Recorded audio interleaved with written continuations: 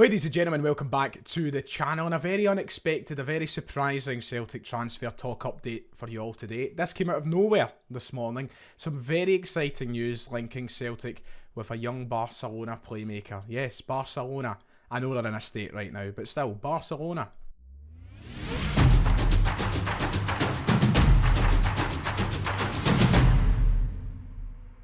Right, before we get into the video, as always, make sure to hit like and subscribe. We're well on track to the next landmark, which is 36,000 subscribers, on the way to 40. So if you haven't already, down below, hit the big red subscribe button. It'd be much appreciated. It's absolutely free. But let's talk about this very exciting piece of news that was broke this morning. So let's cut to the chase, no waffle. Celtic have been linked with 23-year-old attacker from Barcelona, Alex Collado, this morning. Very much out of nowhere. Very surprised. If you remember yesterday and on the podcast, we spoke about when we'd get our next piece of transfer news, our next sort of rumour to talk about. I didn't expect it as early as Tuesday morning, and I certainly didn't expect it to be someone from Barcelona. Yes, one of the biggest clubs in world football, and of course we're not talking about one of their starting 11 players, we're not talking about a global superstar of a player, but nonetheless, Alex Collado, a familiar name, a recognisable name, and someone who I'm very surprised to see being linked with the club. Now, I understand his name won't be recognisable with absolutely everybody. He's someone who's been on the fringes of the Barcelona team for the last few years. A loan move to Granada last year as well. We'll cover all of it. But someone who, has had chances in the Barcelona first team.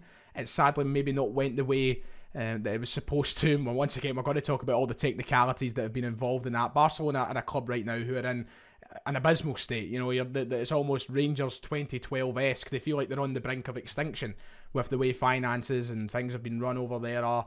The registration issues, which Alex Collado has been involved in himself. It's a kind of weird place to be at the minute, and it looks as though an exit is coming soon for Collado, but could it be Celtic? Well, we're going to talk about it all, but let's first go through the player profile. Let's talk about him himself, because this is a very exciting one. I didn't think Celtic were ready yet to prioritise the attacking areas. Alex Collado is someone who's versatile. He can cover a number of positions, but I didn't expect him to be the type of player we'd sign first in the remainder of this window. I thought we'd prioritise from the back a central defensive midfielder especially. He's not quite one of them, but he's one of those players that if the opportunity is there to sign, it might be foolish of Celtic to pass up on it. So why do I say that? Well, Collado can play on both the right wing and the left wing. However, his natural position is as an attacking midfielder, a position in which we're very well equipped at the moment, and especially with the wings as well. We're equipped in all of those areas. As I said, Collado doesn't seem like the sort of name that, first of all, we would be going for in this window right now. At this moment in time, it doesn't feel like he's an area we need to prioritise, but maybe a name that's too good to pass up on. A well-rounded attacking midfielder coming through the youth system at Barcelona, and it's not quite went to plan for him in the senior team, maybe to his liking or anyone else's. He's had a bit of a mix-up over the past couple of years, a couple of collapsed moves, registration issues,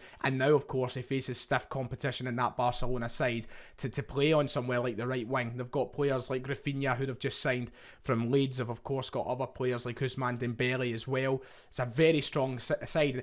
It's almost like, when we talk about, I'll compare Barcelona to Manchester City for a moment, not in the way that they're run, because they're both run in spectacularly different ways. Man City, a very well run club, Barcelona, a very poorly run club, but in the sense that these are clubs that can produce the best of the best when it comes to young players, but they'll just struggle to get in that first team. Why? Because they can go out and spend 50, 60 million on a position, and suddenly the youth player's chance goes to pot. But he's someone who's clearly got talent. You don't stick around at Barcelona to an age like 23, he's 23 at the moment, without having the talent to be there. If he wasn't good enough, he would have been moved on long ago. Clearly, there has been plans. Apparently, Xavi did want to get him involved with the first team to some extent, but obviously it's not panned out like that. They have signed players like Rafinha, so that chance probably isn't going to come from him. He's got a year left on his current deal. They're looking to loan him out. That raises a lot of questions as well. He left the Barcelona B team as the captain, funnily enough. He was captain of the B side, having a very good tenure in that side as the captain. And he graduated from there. Things were looking great for him, but it's maybe not just worked out the way he wanted it to. Funnily enough, in the summer of 2021, following their relegation from the Premier League, Sheffield United were set to sign Alex Collado on deadline day of the summer window. Slavisa Jokanovic, who was in charge at the time, was desperate to sign him. It looked as though it was going to be a big signing for the side. However, on deadline day, the reports were said that you know, the blame could have been on either side, either with Barcelona, Sheffield United. It didn't happen. So he was meant to actually come over to these shores. He was meant to play here before, but the move collapsed. And now he's got a number of teams looking at him. Celtic are reportedly in this situation where they're joining the likes of Olympiacos and another couple of La Liga sides in battling for the signature. And some outlets reporting as close as in talks already. Yes, there's some outlets reporting that Celtic have made an approach. There's going to be talks with the representatives over the next couple of days, which is huge because it seems like this is a transfer that is making significant progression behind the scenes.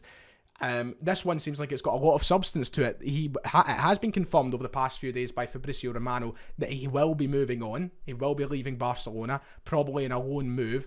And Celtic joining that battle right now is huge. A bit more on the player himself. Last season, he was caught up in the registration issues at Barcelona. He wasn't registered to be used in the Barcelona team, so he spent the first 6 months of the season doing nothing really to a senior level. He was then loaned out to Granada for the second half of the season, where he had a decent enough spell. I think a couple of goals and a couple of assists inside 16 or 17 appearances for the Spanish side in the top division in Spain. A very good level to be playing at. Things went, you know, decently well. And now obviously he's looking for a move somewhere else. Apparently European football is a big part of what he wants, a very attractive thing for him. And Celtic, they can offer the pinnacle of European football. We have the Champions League, which is huge. But, you know, he has played at Barcelona senior level. He's made 2 appearances for the senior side in the La Liga. Once again, you can't be a bum to graduate from the Barcelona Academy and then break into the senior side. You've got to have talent there. It's one of the biggest and best sides in the world, with one of the best academies in the world. And the fact he has played with the senior side in La Liga, he's played in La Liga with Granada as well. That's good. That's great. I'll take that. Fantastic. This, to me, it seems very Jota-esque. You know that? If we do, man, not just because they're both handsome buggers, right? Because I just feel like it's the same sort of young Mediterranean talent who's been desperate for a chance in the senior team that the club he's at. He's not had that chance. He's going to get a loan move. He's got all this talent and potential behind him, and he just needs a place to flourish. That's what happened with Jota and Benfica. Is that about to happen with Alex Collado and Celtic? He can play in a wing. He's handsome, as you said. I don't know. It's got all the good vibes of a transfer Celtic should certainly push for, I think. Yeah, that's basically it on the player himself. He can get around the park. He can play in central midfield, attacking midfield, left wing, right wing. So he can be definitely deployed in different areas for someone like Celtic. But as I said, I think the overwhelming theme of this is it a player that's too good for Celtic to pass up on, even if it's not the priority area right now? So aside from the player himself, let's talk about everything else surrounding it and this potential transfer to Celtic. As I mentioned earlier on, reportedly tomorrow there will be a meeting between Barcelona and the representatives of Collado to discuss the future of the player, which means they could be assessing the deals on the table. Maybe talks will begin with Celtic very shortly and other clubs who are interested in pursuing the talent. But Celtic have made an offer apparently. Celtic have apparently approached. Fabrizio Romano, as I said, has confirmed the player will leave on loan. With his contract expiring at the end of this season, Fabrizio Romano also did report a couple of weeks ago, I just managed to find this on Twitter, he did report a couple of weeks ago that they were thinking about giving him a year extension until 2024, which means there would be another year on top of this last year on his Barcelona contract, which is fine, but you consider this, Celtic get this guy on loan, they bring him in, he has a fantastic season, he looks like a world-class talent, and we bring him in.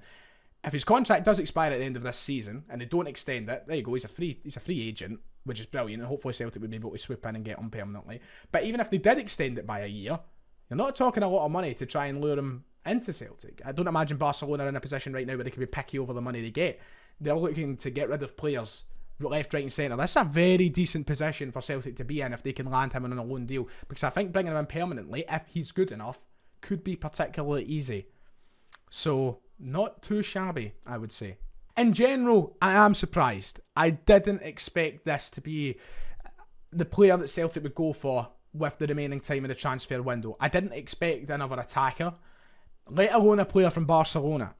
I thought that we'd be looking at the CDM role first, maybe even another defender to bring in. I thought that would be the priority before anyone else, but you know, I feel like this is someone that we can't really pass up on. The question is, how does he fit into the team? If he is a central midfielder, we've got fantastic players already there. A central midfield that's very hard to break into. If we were to use him as a left or right winger, We've also got ourselves in a very good position right now with Jota, Bada, Dyson Maeda. You know, we're in a very good position. So for him to come into the team, is it as simple as getting him straight into the starting lineup? I'm not entirely sure. Do we need to wait and bide our time and give him his chances when they stroll along? Is he going to be a player who wants to wait for that? He strikes me as the sort of guy that now at the age of 23, with all of his hardships so far at Barcelona, he's desperate to be starting week in, week out. Will Celtic be prepared to offer him that straight away? For me, the thing that jumps to mind straight away is the possibility of him on the right and Jota on the left. And that could be potentially frightening for this league and great for European football as well. I feel like they would offer a lot of similar attributes in that sense with the flair that they offer to their game. So that's the first thing that pops out of my head in terms of, you know, how he fits into the team. I just didn't expect that to be the player we go for. Should we be prioritising other areas before we go for a player like Alex Collado? That might be the question on everyone's mind. It's up to your interpretation, but I think this is one to be very excited about. So we'll wait and see what happens. You know, as always with these Celtic transfer talks, we talk about 100 players a summer and only about 10 of them become Celtic players. So we'll see what happens. There's got to be a lot of movement in the next 24 hours, I would suggest, with his representatives meeting up with Barcelona. We'll probably hear if anything else happens. But it looks as though he's had a decent enough pre-season. He's been training, he's fit, he's ready to play. Celtic apparently ready to make offers. We'll see how this one develops, I suppose. If you've enjoyed the video, make sure to hit like and subscribe. Let me know your opinions towards this one in the comments below. And that'll do it for today. Thank you all for listening. Thank you for watching. I'll see you all next time.